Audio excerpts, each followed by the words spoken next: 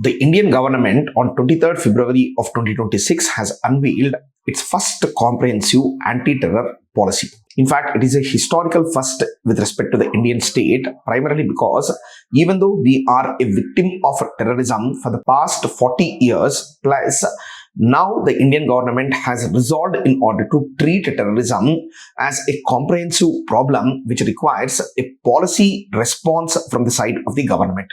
And this policy is none other than the PRAHAAR policy. And the PRAHAAR policy, in fact, is a short form of, nothing but P means prevention of terror attacks, R means responses proportional to threats, A means aggregating internal capacities, H means human rights and rule of law, A means attenuating conditions enabling terrorism and radicalization, then next A means aligning and shaping international efforts, and the last one is recovery and resilience through a whole of society approach. I'll explain each of the component, but this is the full form of the idea of PRAHAAR. Till now, our anti-terrorism response has always been knee-jerk reaction. That is, whenever a terror strike happens, immediately the security agencies are going to jump to the forefront and try to, target terrorism. But this knee-jerk reaction is not going to work out in order to fight the systemic problem of terrorism. There is a requirement of a more comprehensive approach, that is in fact being formulated in the form of PRAHAAR.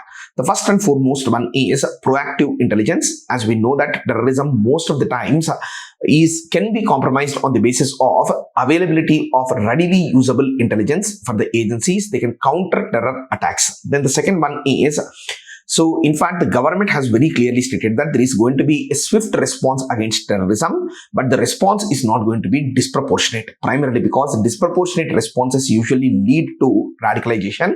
That's the reason why the government is talking about proportionate responses.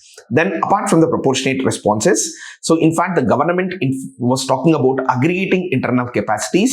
That means they are going to follow a whole of government approach wherein the state, district and the central government and their agencies are going to function in coordination in order to fight against terrorism. Then after that, the next one is human rights and rule of law is the next idea, primarily because whenever the government tries to target terrorism, usually the human rights are going to be compromised. That is the reason why the policy itself clearly states that the human rights and the constitutional rights are going to be given utmost preference and regard. Then apart from that, they also in fact talk about radicalization and social conditions, primarily because radicalization is a stepping stone for terrorism.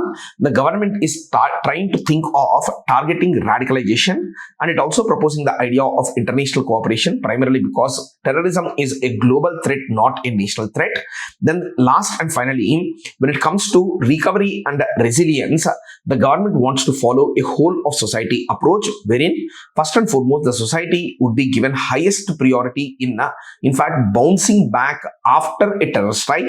So these kind of ideas are being proposed as part of the PRAHAAR concept, and this is a much welcome step.